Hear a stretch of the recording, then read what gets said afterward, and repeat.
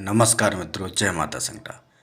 आज हम एक नए विषय के साथ आपके सामने उपस्थित हैं। आपको ये दिखाई दे रही हैं, ये पुरानी चूड़ियाँ हैं। ये महिलाएं आपको दिखाई दे रही हैं कि ये महिलाएं जो पहनती हैं वही ये सभी चूड़ियाँ हैं। और ये चूड़ियाँ हमें एक जीर्ण शीर्ण अवस्था में मिली थी, तो हमने इसको इस तरह से व्यवस्थित करके इसको रख दिया है। तो अब हम बात करते हैं कि ये महिलाओं के द्वारा पहनी हुई चूड़ियाँ हैं।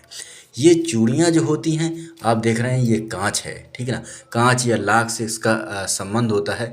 तो आप जिन चीज़ों को आप देख रहे हैं जिनसे ये चूड़ियाँ बनती हैं, ये चूड़ियाँ सौभाग्य से संबंधित है। और कलाई में पहनने का संबंध, कलाई में आप देखेंगे तो ये कलाई जो होती है, इसमें जो ग्रंथि जो यहाँ पर होती है, ये सौभाग्य से संबंधित होती है, आयु संबंधित होती है।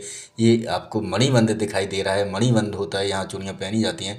तो ये सौभाग्य समृद्धि से इसका संबंध है, क्योंकि हाथ में जो कुछ भी करेंगे तो इससे इस तरह से करते हैं तो ध्वनि उत्पन्न होती है, वो पॉजिटिव ध्वनि।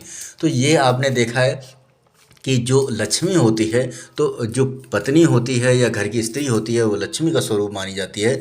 तो लक्ष्मी का संबंध इन चूड़ियों से है। आपने देखा है जब लोग पति नहीं रहता है तो चूड़ियों को तोड़ दिया जाता है। तो जो चूड़ियां हैं वो सौभाग्य प्रतीक है, लक्ष्मी के स्वरूप का प्रतीक है। यदि चूड़ियों को इस तरह से जो लोग बाग फेंक देते हैं या सड़क पर डाल देती हैं महिलाएं, तो उससे उस घर का सौभाग्य भी नष्ट हो जाता है।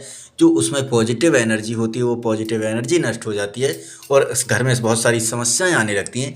इसलिए इन चूड़ियों को बिल्कुल सही तरीके से आप व्यवस्थित नहीं, जितनी नहीं पहनना है उनको आप उठाकर जो चूड़ी केस होता है उसमें रख सकते हैं, या इस तरह से आप चाहें तो किसी तार वगैरह में टांग कर भी उन चूड़ियों को रख सकते हैं। आज के लिए बस इतना ही।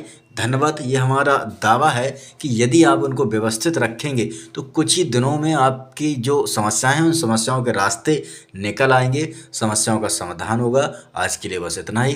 धन्यवाद।